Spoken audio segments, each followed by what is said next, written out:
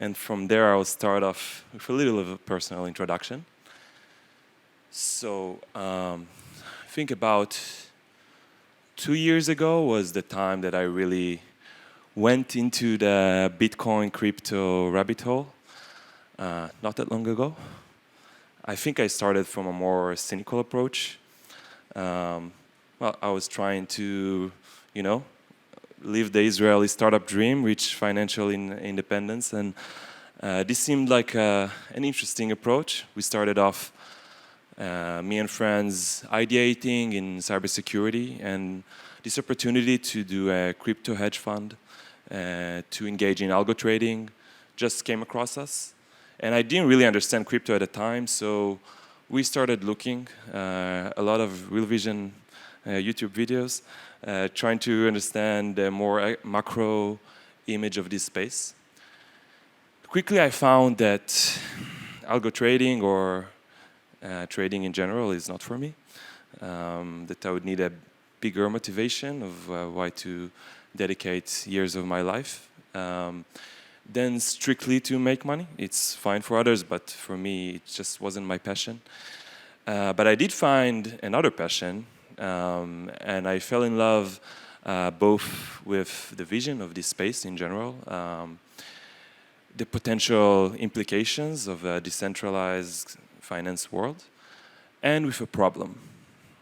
What was my problem? The problem started, actually, from exploring custody.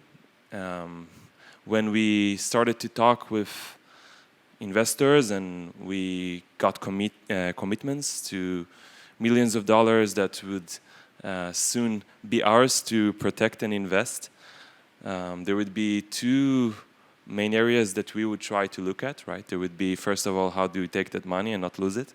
And then second of all is, how do we even get to the stage of us making rewards rather than losing it in trading without someone actually hacking our money away. And on that time, I think that an illustrative case study is that just me and some other friends were trading crypto on our own money, and we make some investment that did a few X's, and suddenly we have tens of thousands of dollars in our MetaMask, and my friend is coming to me and he says, I'm scared, and I get it. And I was like, okay, I'm gonna need to custody millions of dollars soon, so I'm even more scared. And at the time, I come from a more traditional cybersecurity background. I looked at this problem and I figured out several ways to be more protective, at least against the traditional cybersecurity threats. But still, there was still this threat of, one of us breaking trust or someone intimidating us to make a transfer. And at some points, you don't even trust yourself in cryptocurrency. That is another big problem. And then we explored some solutions in the industry, and we figured out that MPC is the real thing, or at least after a while, I need to talk to friends of Dolev from my cybersecurity and the National Crypto Center that I served in, and I wanted to make sure that MPC is actually real because it sounded like magic, right? So you tell me that a few players can cooperate in a way that in the end no one learns any secret, but they compute some function together. It sounded like magic. So I needed to make sure that everything was fine, and after that I understood that everything was fine. Then there was another problem, which is I needed to trust some other party. And I didn't really like to trust some other party. And after a few months of diving into why decentralization and us not requiring trust in any particular actor was important, then what I found out is that when I actually want to keep my money, then I need to trust someone. And even with MPC, the stage that we were at 2 years ago at least, and I think that today now still, was that you needed to trust someone. So you don't trust it maybe fully, but you trust it at least partially, and it was a problem for me. And when I saw that, I asked myself a question: why couldn't MPC be decentralized? And yeah, it took me some time to understand why. Yeah, it lies in some technical difficulties. But at that time, it was something that was interesting to me. Why not do a decentralized MPC custody solution? And I think that it, along with some other factors along the way, got me to change a direction and to fall in love with a problem where cybersecurity actually matters, a problem where if you're not secure, you feel it in your wallet or you feel it in your bank account, or not a bank account, but you understand what I mean. And that was interesting to me. And the problem was on the scale of nation-state actors, of organized hacker groups, and I think that this is the large-scale problem that I was looking for. And then, now, why was this problem so big? So, I think there's a few reasons, but just before that, what happened was that quickly after I fell in love with this problem, I left the crypto hedge funds. I started looking at what decentralized MPC could benefit, and I saw that the areas of both custody and interoperability is something that it would benefit a lot from. And I started off, and soon I found Omer and David has been looking at very similar directions, and with their notion or concept of a dWallet, we have really reached a stage where we think that if we solve this problem, then we can open a new realm of possibilities in what we call the next stage of Web3. I will not be here to convince you in that, and we already tried to do that a lot of times in the past. I will just talk about why was that such of a big problem. So what would we need when we want to do threshold signatures, and specifically threshold ECDSA, because that is a much harder problem than other schemes, in a decentralized setting? And I think that the first thing that you'd want to do is that you would want to eliminate all unicast communication and use broadcast, right? Because the networking primitive that, or the communication module that a blockchain uses or gives you is strictly broadcast. Now, there could be attempts to say, you know, in the end, you can implement that using unicast, and that's fine. But when you're trying to look at really permissionless networks with large scale, then this is not really a viable option.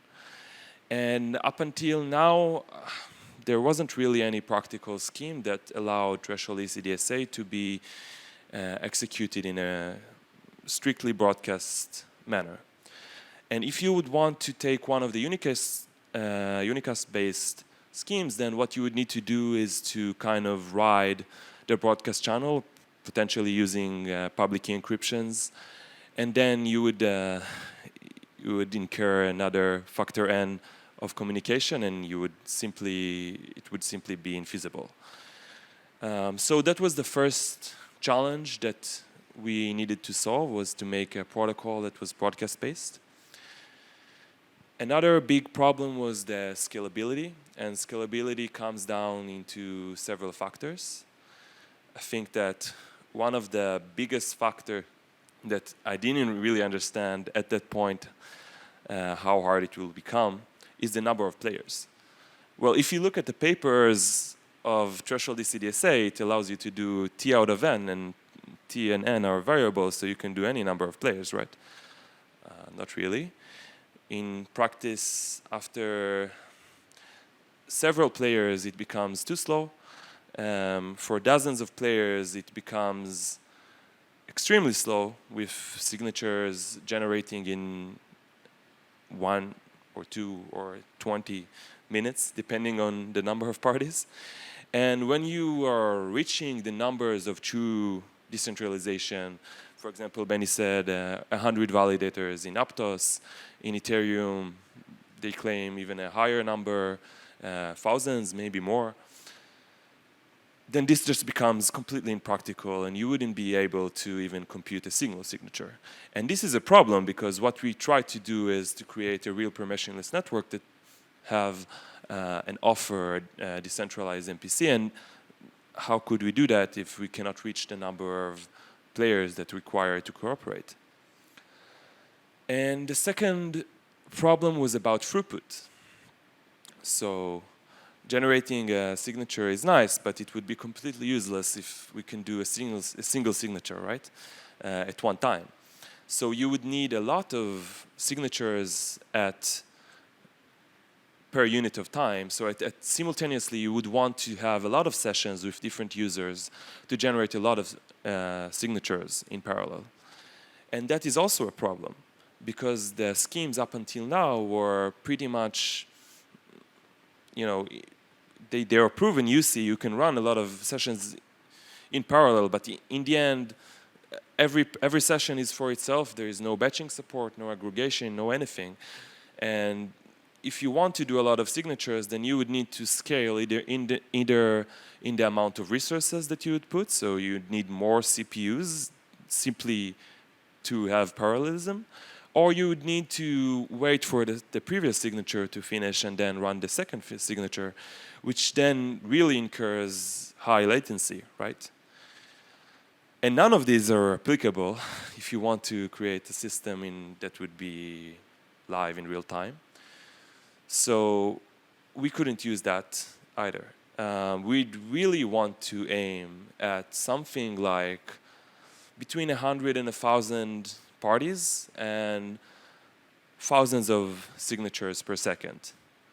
And with the state-of-the-art protocols generating something like a signature in a few minutes for a lesser amount of parties, or if you lose identifiability, then you can have DKLS, which allows you 256 parties in a few seconds for a single signature.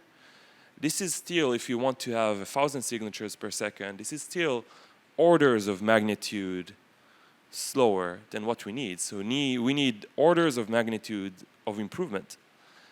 And that was a big challenge that we didn't really fully grasp at that time. So you need broadcast, you need scalability in the number of parties, you need throughput.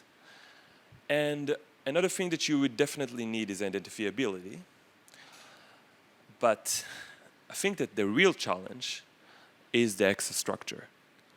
And the only thing that we do have from the title of this lecture is the access structure. The 2PC-MPC is what we call our idea of this, or notion of this access structure. And let us think of why we need it in the first place. So in the traditional blockchain, no MPC involved settings, then you would have a user communicate with the blockchain, but the user doesn't really know what the blockchain is. It probably doesn't even talks to a validator, but to some node or some relayer or some mempool entity. And from there, his message gets broadcast to the validators. They compute something, and he would get the opportunity to query that his result was indeed finalized and what the result was. So the user actually thinks that he's talking to a single virtual entity. The blockchain behind the scene is composed of a permissionless network of a lot of parties that don't really trust each other and needed to make some computations together. And that access structure is something that doesn't really exist today in these schemes, right? Because they are talking about a linear thresholds scheme. I think Lindell in 2018 talked about a hierarchical approach, but that's not really what I want either.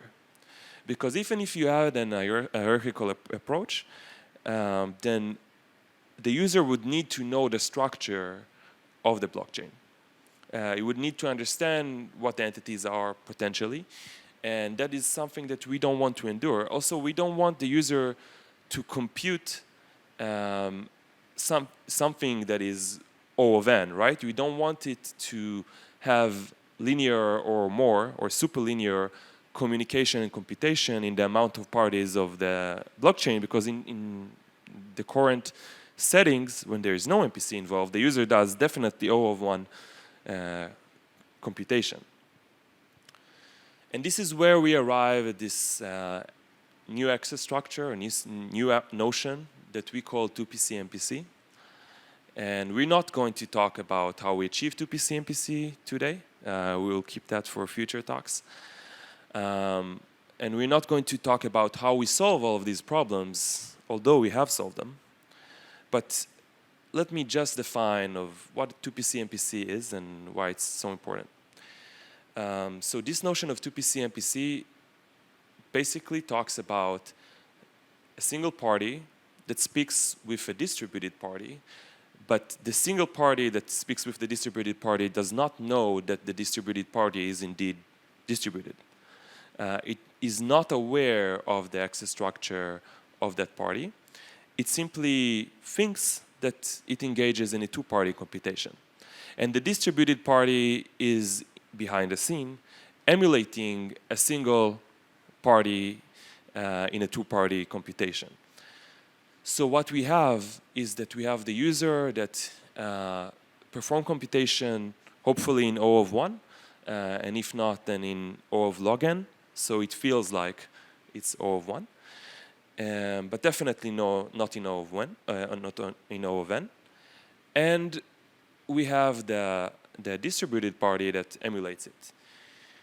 And I think that the most important thing here is about access structure hiding. So I think this is also a notion that we are going to introduce that basically talks about the user does not experience, nor does it learn, any information about the access structure behind this layer. So if the user talks with the network, he doesn't necessarily understand or learn the amount of parties, nor does it has the means to communicate with any party or its identity. And this is important both for computation and potentially for privacy as well. I wouldn't want to expose my validators to direct communication with any outside party. It seems like a pretty big security risk. And I think that access structure brings us close to the Dolev coming, but I think that just one final thing is that we need to talk about how does the blockchain, the validators, how can they manage so many keys? In the end, if we want to allow a user to do a DKG with a blockchain, and we want to allow multiple users to do that, hopefully millions or dozens of millions, scaling with the numbers of users in Web3 in general, that's our hope and wish, then we would need validators to be able to keep all of those keys, to keep them secure, but not only to keep them secure, but also to keep them up to date. And that's the final access structure relating issue that I want to speak about today, is how do the network actually manage the problem of rotation, and the parties in the blockchain is not even fixed. It keeps changing, right? In every epoch, then you would have validators joining or leaving, and you would need to do something that is called a key refresh.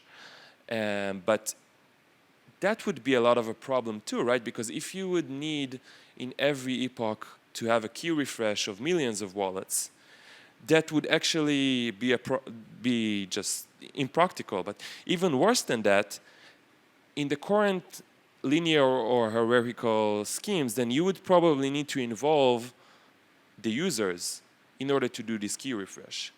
And then it would be completely impossible, right? Because you cannot have an epoch waiting for users to collaborate.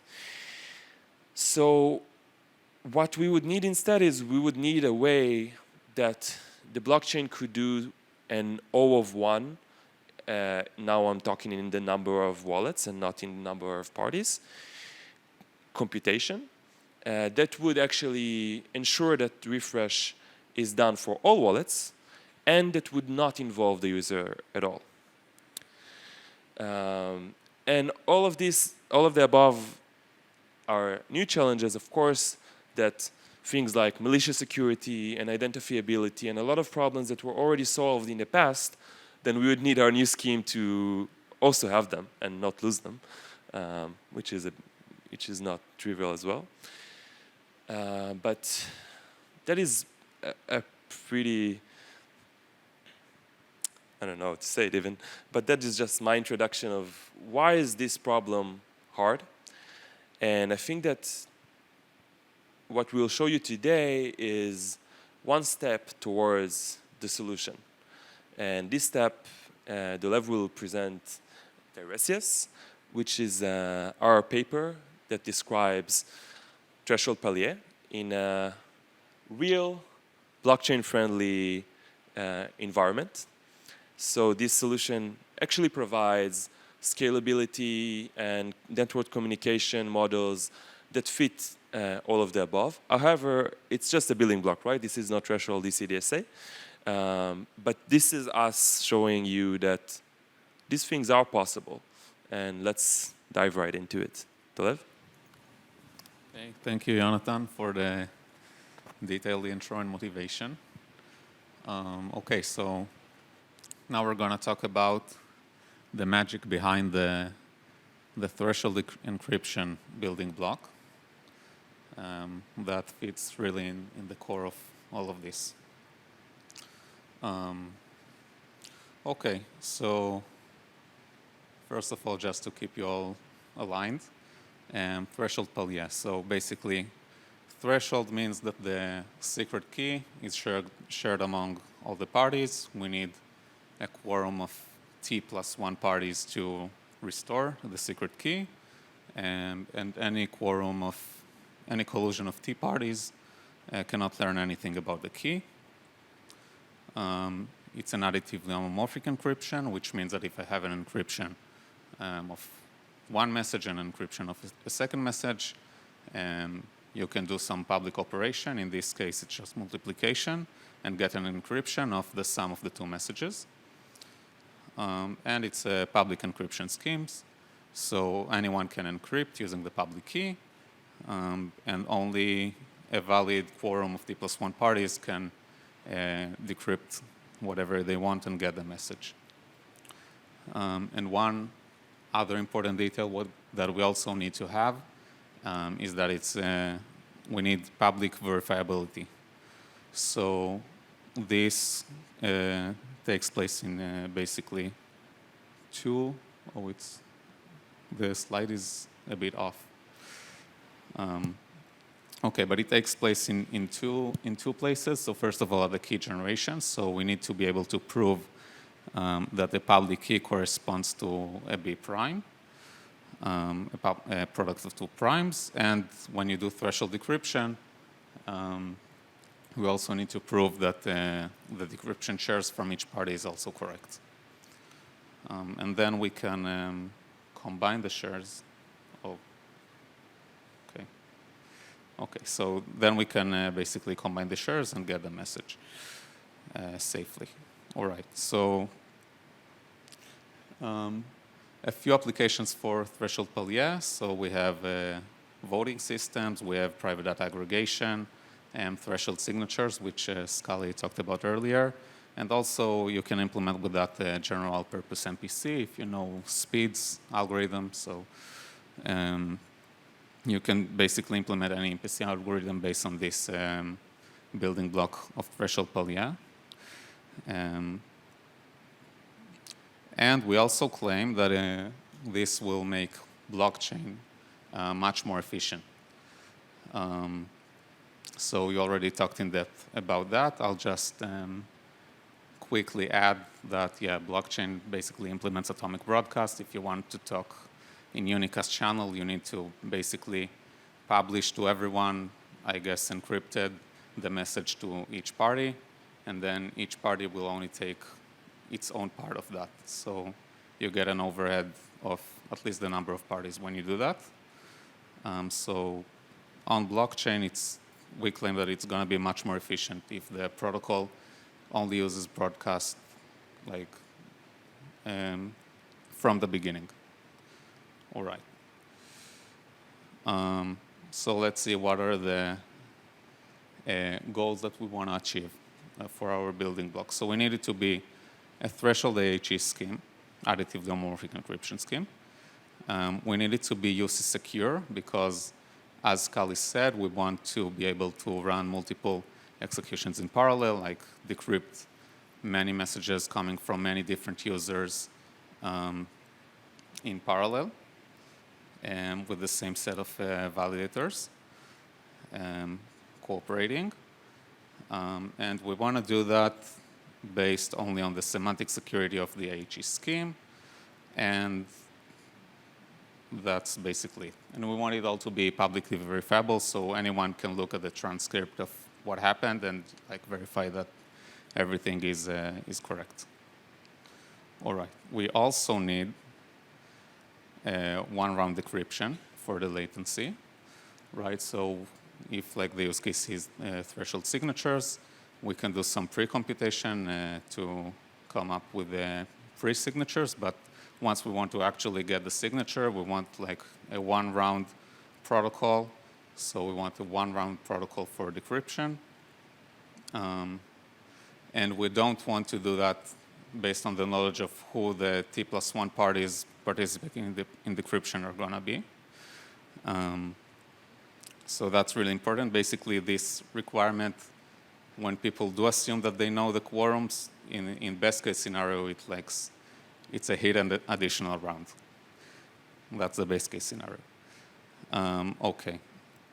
And we want scalability in the number of participants for the decryption, and also we want parallel decryption. Many users will come up with requests to decrypt, and we can serve them all together. Okay. So that's a lot of requirements. Let's see how we get there. But first, why is it hard? Okay, so basically there is a fair amount of work on threshold Paillier. The first two works, I guess the first one is based on safe primes. It gives an algorithm on how to generate safe primes in MPC for the Paillier public key. And that's basically impractical. It has never been implemented. It's very heavy to compute safe primes in MPC. Safe primes means that both P and 2P plus 1 are both primes. That's very hard to achieve.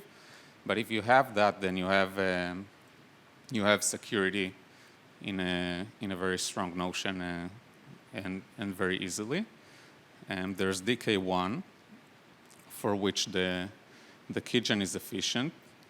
But basically, the decryption is very inefficient because the way that they prove security is based on cut and choose, I think, and it only gives you one bit of soundness, so you need to repeat the proof a lot of times, and it becomes very heavy. And also, they do not prove a batching technique, so you cannot work on multiple decryptions in parallel and give one succinct proof.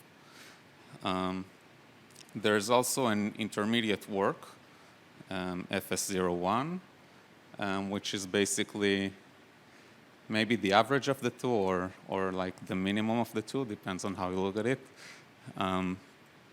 Basically, for the key generation, they do something that is a bit more practical because they don't require safe primes. It's still slow. It's 10,000 slower than DK01. And in return also, you generate primes that are B rough, meaning that the p minus 1 divided by 2 is not a prime, but it's B rough. It doesn't have small factors. And then basically, you need to repeat the proof of decryption for multiple bases. I'll explain later what it means, but basically it's also quite heavy as well.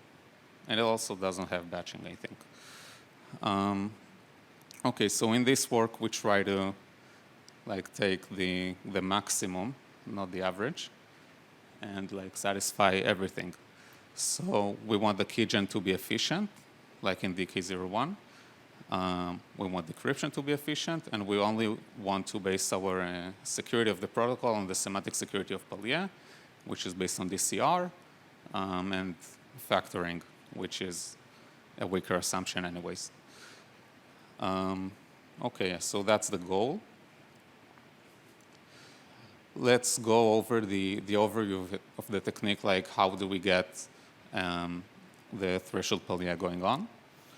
And then we'll focus on the part of the security of the decryption shares, which is the main contribution that we give. So, and most of the work is based on things that already existed. The main contribution that we give is how to come up with the decryption shares, how to prove the validity of decryption shares, and also when we batch multiple decryption shares and prove them together. Okay, so for the generation of the pipeline modules, we can use Diogenes, which is highly efficient. And we need two little tweaks. We add 2 more requirements. We need some conditions about the GCD of p minus 1 and q minus 1. We need it to be equal to 2. So basically, they are co-prime. And we need n and phi of n to be co-prime as well, which happens with probability 1, but we just need to add small verification to that. And computing the GCD of something that is public and the value that is additively shared is quite easily done with this work right here. So that's the first part. We derive the public key. And the transcript basically gives the validity of this biprime. Okay, the next step is the decryption key share. So first of all, we obtain the additive sharing. And we had before an additive sharing on P and Q. So we can get an additive sharing over the private key. And here we take phi of n times something which basically makes it equal 1 modulo n and 0 modulo phi of n. So that's a nice trick, but it's not very crucial. And then what we need to do is we need to transfer it to a threshold sharing. And here there's a bit of an issue because the space in which the private key is defined is modulo a hidden number, which is phi of n. So what is usually done instead, and we follow that approach as well, is we do sharing over the integers. So basically everything is computed over the integers. The shares of the parties are also integer values. And when you reconstruct, you get the private key over the integers, which also happens to work modulo and phi of n, which is hidden. And that's a standard technique by Rabin in '98. Yeah, and then finally we're ready. We can compute all the rest. So when we want to do a threshold decryption, we take the ciphertext, we raise it to the power of our decryption share. We publish that. And we also provide a zero-knowledge proof of validity.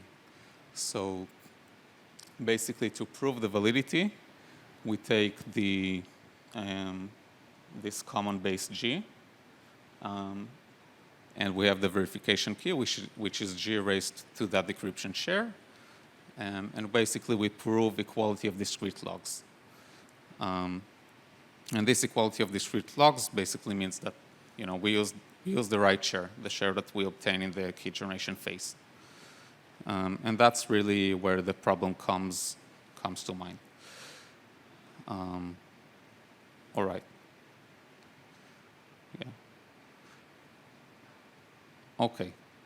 So basically, that's where the problem starts. There are three issues when you don't use safe primes for the modules. So the first problem is relatively easy to solve. The problem is that we need to work over cyclic groups, usually when we do these proofs. So instead of working over Zn squared, we work over the quadratic residue group, which is basically, it consists of all the group elements that have a square root. And there, if we add the two conditions, that this GCD is equal to 2 and 1, you can check that it's a cyclic group. So that's relatively easily solved. We just square everything and then proceed from there. And when we do decryption, we need to divide by 2. OK. The second problem is that we need a generator for this. For all the public keys need to be a power of the generator. And that's quite easily done when we have safe primes. When you have a safe prime, then basically if you sample an element randomly, it's going to be a generator. And the probability that it's not a generator is basically like the probability that you guess the factoring of n. So it's not a problem there. But here, it's much harder because the probability is not that great for generating a generator, and also we can't check if we actually get a generator. So we claim that we really don't need a generator, so we'll explain that later. But that's a big change that has to be made. And there's also one other kind of small detail. So there's a typical transition that is done. Excuse me. That is done in the proof that is very easy when you have safe primes, but when you don't have it, it's much harder. So if you have x to the power of e is equal to 1 modulo n squared, you know that x must be equal to 1. And that's because the order of the group is basically a product of two primes, and e is smaller than this. So the only way it happens is that x happens to be 1 as well. And we don't have that here, because now phi of n is a product of potentially many small primes. So what we do instead is that we show that if you can find an x such that x to the equals 1, either x equals 1 or we can factor n. So that's what we show instead. And basically, that's how we solve the three problems. OK. So now I'll basically explain how we prove equality of discrete logs in the easy setting, then with a safe B prime, and then in our more general setting. OK, so just really quickly, so equality of discrete logs, we have two group elements, A and B. With respect to different bases, G and H, they both have the same discrete log x. And the prover Paul holds x. The verifier Vera holds A and B.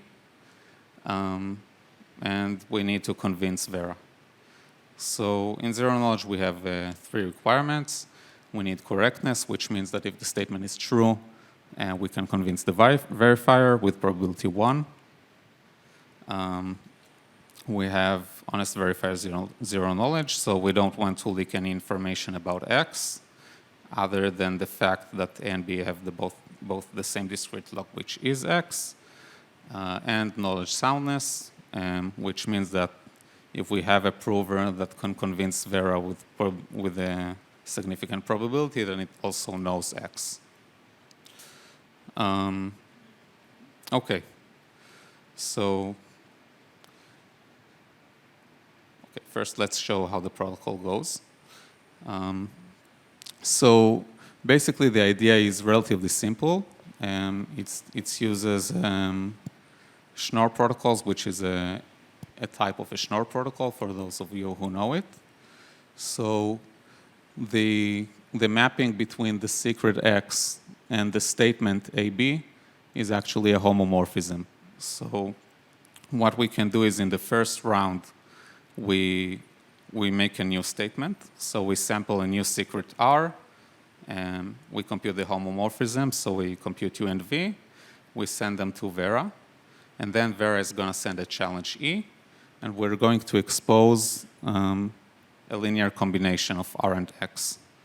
So it's one point on a line. It does not reveal the secret X on the one hand. But basically, if you can answer two different challenges, it already means that you know the secret X. And because it's a homomorphism, you have correctness. So let's focus on the knowledge proof, which is the real issue here. Okay, so for the knowledge extraction, basically we show that if you can answer two challenges, you know the secret. So that's relatively simple. You get two challenges answered. So we have like equations for Z and E and equations for Z prime, E prime.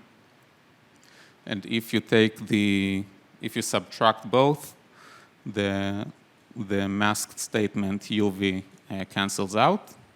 And then you can divide by E prime minus E, and you get basically X. So that's very straightforward. And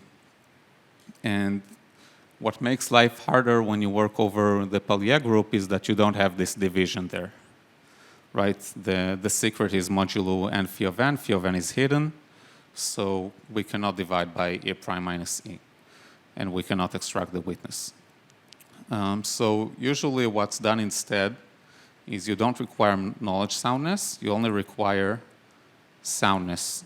So for soundness, basically we say you cannot prove an incorrect statement. It doesn't mean that if I have a prover that convinces me, I can also extract the witness because I don't have division. But I cannot convince I cannot make the verifier accept if the proof is not correct, if the statement is not correct. And the way that Shoup proves this really uses the fact that it uses safe primes. So first of all, we assume that in this scenario, we have the ciphertext, and we have the decryption share. Well, that's not correct. We have the verification key and the decryption share. Okay, and they are both, the verification key is G raised to the secret, and the decryption share is the ciphertext raised to the secret. So we need to prove equality of discrete logs in this scenario. Basically, it's the same protocol, but we need to do some stuff over the integers instead because we don't have modulation. And then how do we prove soundness in this scenario? So basically, we have that G is a generator. So we can write down everything in base G. And then we have that the proof validates. It validates, so we have two equations that are validated. We can raise to the power of alpha the first one, divide, things cancel out, and basically we get down to this last equation that is in red, which says that E times d alpha minus beta equals to some constant. And basically D is the secret. And if the statement is correct, the alpha should equal to beta. Okay? And in that case, the equation will validate for each challenge E. But if the alpha does not equal to beta, the equation will only validate for a specific single E. So the probability that the proof is going to be accepting is 1 over the size of the challenge E. So yeah, that's basically the proof, but it really uses the fact that we have generators. So let's see what we do instead here and where does the problem comes to mind. So now we have a G, but it doesn't have to be a generator. And the prover can send some other value which is not the correct decryption share D and use it. It can use another D. It gives the same verification key, but it's not the correct D. And then in that case, so in that case, if we have some other D that gives you the same public key, and can use that instead when I send my decryption share. And everything will pass verification because it's a correct value. And basically, there's nothing we can do with that. So basically, what we claim is that it's hard to find. It's hard to find such a D. So what we say is that if cheater Paul happens to find such a pair of a ciphertext and a decryption share, then the ROC can factor n. And the reason the ROC can factor n is that if we look at the wrong decryption share divided by the right decryption share, it's going to be some special element. It should have a small order in the group. And then we can use Pollard's method to factor n in that case. So that's basically the idea. So here's the statement. Let's say that we have a cheater Paul interacting with Vera on a statement that is also chosen by Paul. He can decide which ciphertext to decrypt.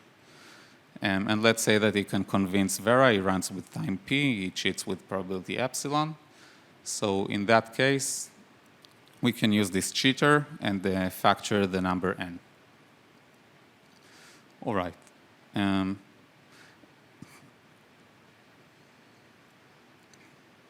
So let's see how it's done. So we have a factoring challenger, Einstein here. And he gives a challenge to our factoring machine, the ROC, n. All right. Now we can call cheater Paul and giving all the parameters that he needs. And he's going to send us a ciphertext and a possibly wrong decryption share. Starts the proof, sends U and V. And then we're going to fork the protocol. And basically, eventually, we get two valid proofs for the same challenge UV. And we want to use that to factor the number n. OK, so what do? Basically, we take this wrong decryption share. We divide it by the correct decryption share. We denote this value by C. And we can basically claim that we can bound the order of C. And we also claim that in that case, we can factor n. So that's basically what we say here. Now we're going to take this into a little bit more depth. All right. The slides here are not optimal, sorry. OK. So, but first of all, we need two lemmas. OK, so first of all, let's say I have a group G. It's cyclic, but its order is not like a B prime or a prime. It could be basically anything. And let's say that I sample a random element. So the probability that the order of the whole group divided by the order of G is beta smooth is the following, which means that basically if you do the computation, that the probability that you get something that is beta sigma smooth, for beta sigma roughly to the sigma, is roughly 1 minus 2 to the negative sigma. And what that means basically is that if I sample a random element G, there exists another element epsilon, which we don't know what it is, but it has a relatively small order, and together they generate the whole group. So that's the idea. So now when we sample G, it's not guaranteed to be a generator, but there exists another element, which we don't know what it is, of small order, and together they generate the whole group, Zn's, the quadratic residue modulo n squared. So now that's what we have. All right. So let's see how the reduction works. So basically we have two proofs that pass verification. We divide the two equations to get U and V canceled out. We get these two equations. And now we can no longer raise G, the first equation to the power alpha and divide and cancel the ciphertext out, because the ciphertext is not guaranteed to be generated by G.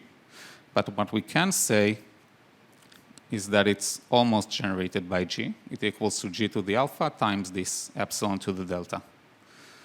And we still do the same. We raise the first equation to the power of alpha, and we divide the two equations, and it almost cancels out. It's just that you also get this epsilon term there. All right, let's continue. So we get this equation over here. And then we also need to make one last more trick. So you have that in blue here. Basically, also the verification key raised to alpha is also equals to the correct decryption share up to some epsilon. So that's what we get up there.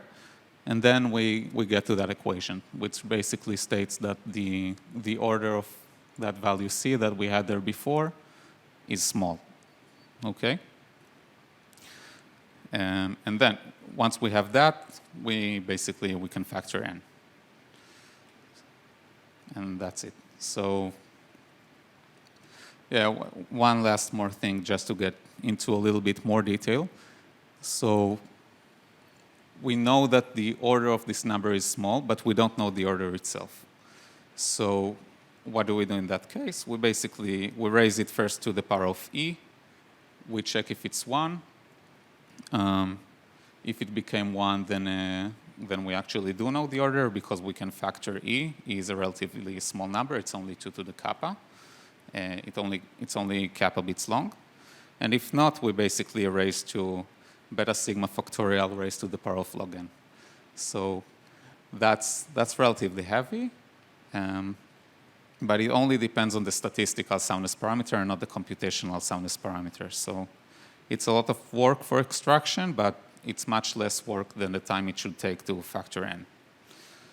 And basically, we iteratively raise to 2 powers until we get to 1. And then we get an equation of the form some known value c raised to some known prime value q equals 1 modulo n squared. And you can divide to some cases here, but in all cases considered, we get to a factoring of n. If c equals -1 modulo n, and because we required p to equal to 3 modulo 4 in the key generation, this is basically impossible because -1 cannot be a quadratic residue in that case. If c equals to +1 modulo n, then c is 1 plus kn modulo n squared. Raising to q, you basically get something that divides n. And in the more common case, where c is not equal neither to -1 nor to +1, we can basically say that if this equation holds modulo n squared, it also holds modulo n. And that's the classical case for a Pollard's row modulo n, where n is a prime. So you basically apply the method, and you get a factoring of n. Okay. Yeah? Okay, so let me just show you the results. I will not explain the batching reduction. So basically, we can apply a similar method to also show that the batching algorithm also reduces to factoring. And what that means is basically we can apply the same batching technique. And then once you have that, basically you get the zero knowledge for free because the batching is very efficient. And you make a single proof for multiple decryption shares. So basically what you see in these graphs is that the cost when you do apply, when you face a malicious adversary, which means when you add the ZK proofs, it almost costs the same as it costs for the semi-honest case, which makes things, run very fast and also secure. And yeah, that's the times for decryption shares. That's the time for combined shares, and get the message. And yeah, that's it. Thank you very much.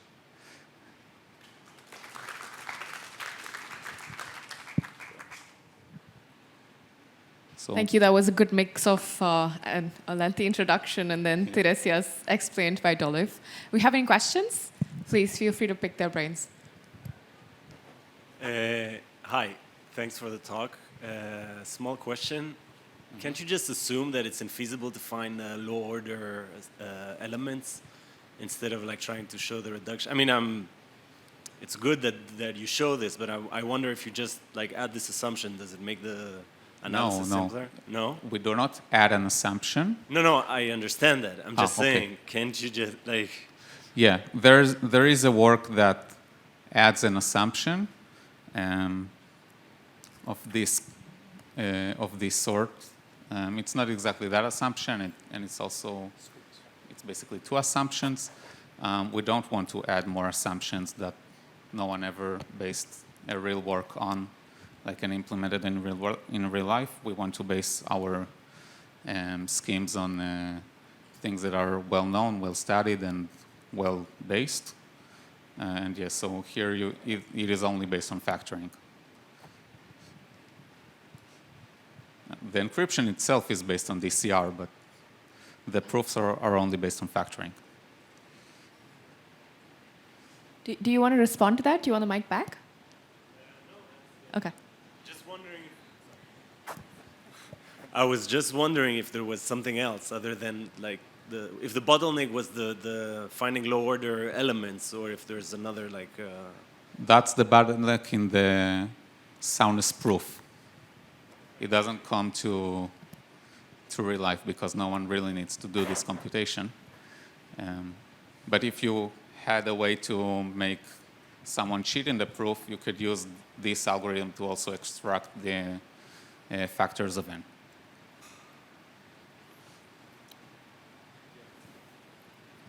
Hi. Yeah, thanks for the nice talk. So if I understand correctly, you use this Diogenes protocol as the starting point, and your motivation is basically threshold ECDSA at the end, right? So I'm curious, the Diogenes protocol itself uses a lot of machinery for secure multiplication and MPC and so forth. I was curious if you considered using the Diogenes machinery to just get threshold ECDSA right away rather than going through Paillier. Oh, you talked too fast. I didn't catch that. My apologies. So Diogenes is a fairly elaborate, complex MPC protocol that has a lot of machinery that goes into it, right? Yeah. And among this machinery is, let's say, secure multiplication, which you can use to build threshold ECDSA right away. Instead of sampling a Paillier modulus, using the Paillier modulus for threshold encryption and decryption and so forth. I'm curious if you looked into adapting whatever machinery the Diogenes protocol already uses to construct threshold ECDSA directly.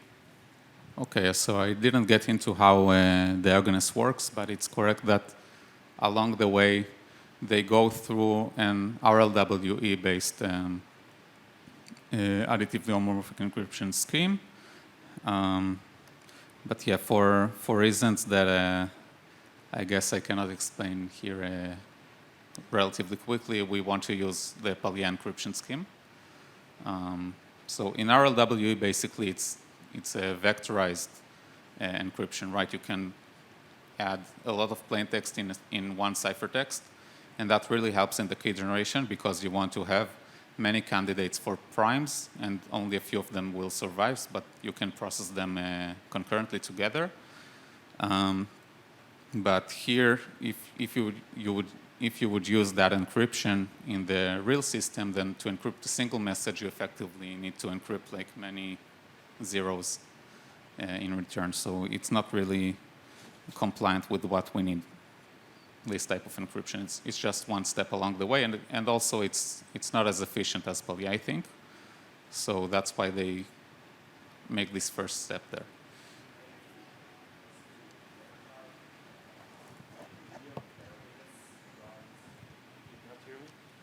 I think you could hear me, but okay, I'll talk to the microphone anyway.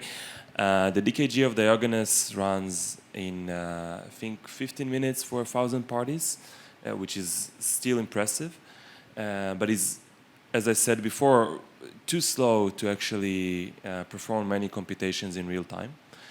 And what we achieved with threshold Paillier is actually that we could do sub-second threshold decryption protocols in a setting of 1,000 parties. I think maybe in 2 seconds. I don't remember exactly, but that was the numbers. So, of course, this is orders of magnitude faster. And so, yes, we could have used the same machinery, but it would just be too inefficient to use. But it's fine for the DKG because you do that once. Yeah, but in the DKG, you do like this whole amount of like sieving and rejection sampling and so forth, right? So for an ECDSA signature, you only need one multiplication, not like thousands like you would for.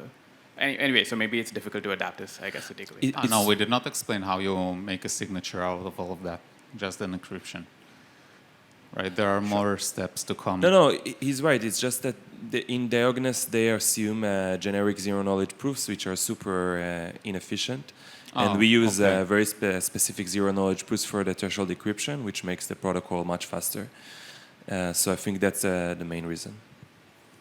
I see. Thanks. Yeah. Okay.